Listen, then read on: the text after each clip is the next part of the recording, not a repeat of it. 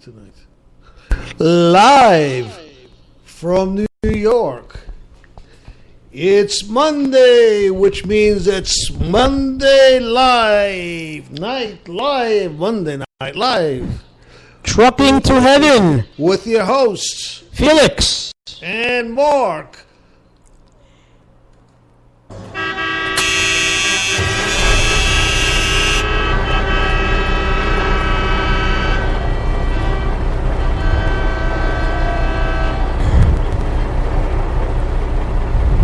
Good evening, ladies and gentlemen. This is Felix. I want to thank you all for coming back again to listen to us just one more time. And I have to say something, Felix. I must apologize for Friday's show. It seems through an error on our part. We had checked off some privacy connotation, and no one was able to listen to Friday's show. So if you tuned in, or if you clicked on later on to Spreaker, you were not able to hear our show. So we humbly apologize for that. As I said to you before, we're still very new at this, and accidents will happen. So what we're going to do is I opened up the show today for public consumption, as they say, and we will probably leave it on for the rest of the week, and then we will put it back into its place in history, the mortuary of our shows. It's where shows go to die. That's it. And boy, that show died by not having anybody able to listen to it. You didn't miss any callers on Friday. I think primarily. You tell them that. No. It's all right. Primarily because of the Columbus 3-day weekend. I'm sure people were getting out of Dodge, and for that we apologize. But Felix and I held our own, as we generally do. Yeah, I was going to tell them that since they can't listen to it, we really apologize, but they missed 12 callers. For that, even I would call up. I would listen.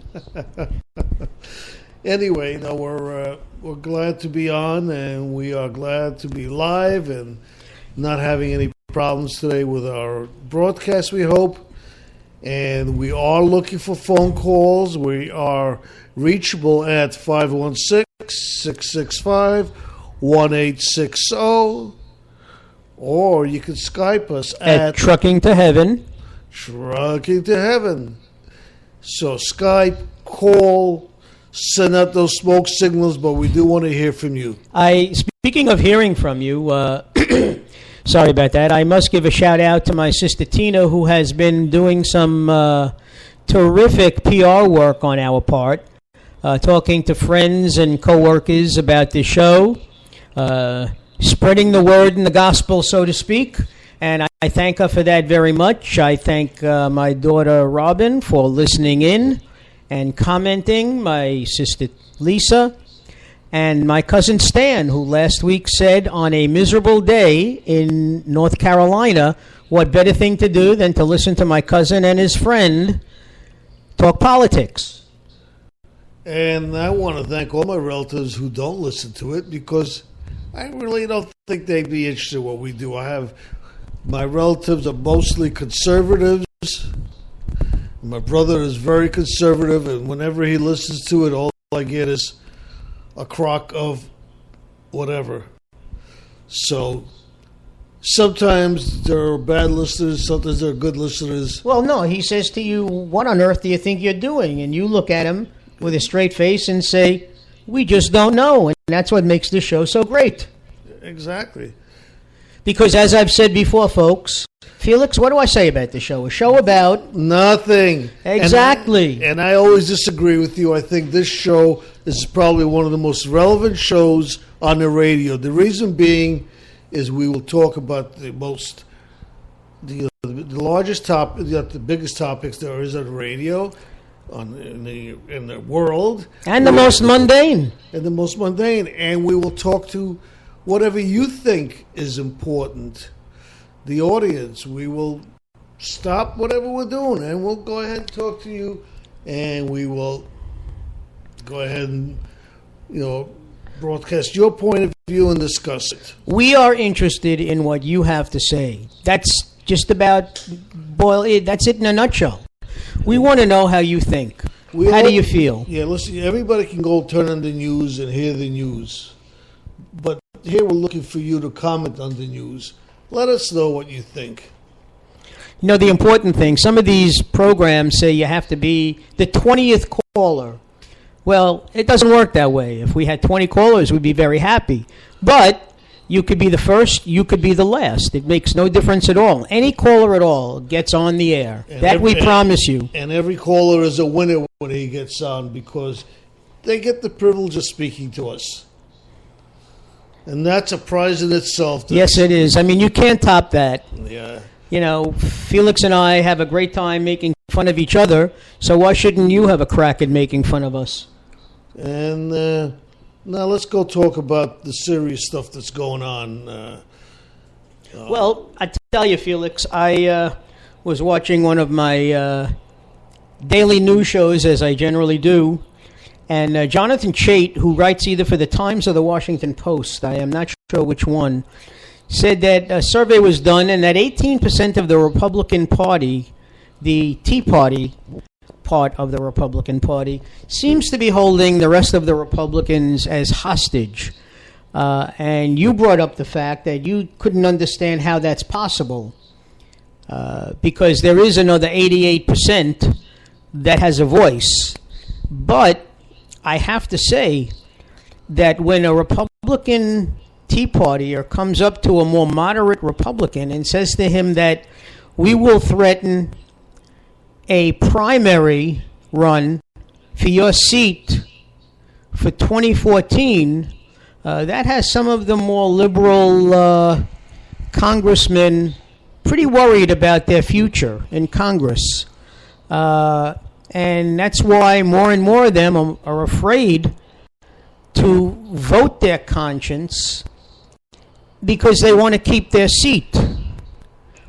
I mean, and I've also seen posted on Facebook things such as we should vote every congressperson out because they are not doing the people's business.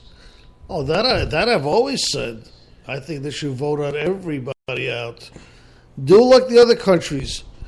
No contest for the government. Get rid of everybody, replace them, and see if the next batch can do any better. Because they can't do any worse, I don't think. You know, I love to watch Hardball with Chris Matthews. It's rare that he lets one of his guests get a word in edgewise. Almost like our show, Felix, I have to say. You've tried so many times to say something, and I just never know when to shut my mouth. But one of the things that Chris Matthews said in his new book, Tip in the Gipper, was that when Reagan was president, since Republicans revere Ronald Reagan as the greatest president of all time, when Reagan was president, he and Tip O'Neill would fight tooth and nail. But after 6 o'clock, you could often find the two of them sharing a drink, discussing maybe some politics, maybe some BS, whatever it is. But they were able to sit down and have a normal conversation. I think that the problem is that McConnell or Boehner are afraid to sit down and talk with the president one-on-one, after hours, so to speak, to try to hash out a solution to this problem. Yeah, also, Clinton was that way with, what was that guy's name? The gray-haired tubby guy? Gingrich. Yeah, Newt Gingrich. I mean, they spoke a lot and they got a lot done together. Well, but they did shut down the government. They did, but they did get out of it, but they did basically, especially towards the end, work together quite a bit. You know, I think you won't find too much of an argument when it's brought up that the Republican Party placed too much emphasis on the overturning of Obamacare. Now, Obamacare, the Affordable Health Care Act, is the law of the land. And the only way they can do away with Obamacare, other than the president doing away with it, and this is his baby, he's not going to do it, is if they work hard to recapture the White House and the Senate, and then they bring it up for a vote. Thomas Friedman from the New York Times said that basically the Republicans should get over the fact that Obamacare is now the law of the land. What they have to do is regroup and formulate a strategy to try to gain as many seats as they can in 2014, because otherwise the Republican Party is going to become an extinct party. You'll have the warring between the Tea Party and the more moderate Republicans, and unless they can get their act together, all they are doing is assuring that we'll have another Democratic president and probably another Democratic Senate. Well, I'll tell you, it's possible, but I'm reading, I've been trying to get more information about this Obamacare Act, Affordable Care Act, whatever you want to call it. And I really don't see it being that affordable, unfortunately. It's a step in the right direction. But I think with Obama trying to please everybody with this plan, because originally he was trying to make it where the government is involved less and it's just more involved with private care and different, bringing in all the health insurance companies into this and everybody participating. What I think it was finally happened is the program just became too compromised, and it's really, I think it needs quite a bit of tuning up to get to a point where it's comparable to some of the other countries that have universal health care. Well, as much as I agree with you on many things, Phil, and with this president, I mean, I am a progressive. I make no bones about it. Okay. The fact is that there are a couple of things also in Obamacare. The tax on medical equipment. Should you need a hip replacement, for example.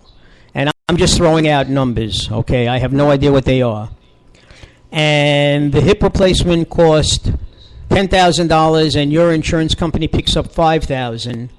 Aside from the fact that you're obligated for the rest of the cost, which would be $5,000, you're also obligated for a 3.85% tax on the original price of the hip, which would then be an additional $385 that you have to pay.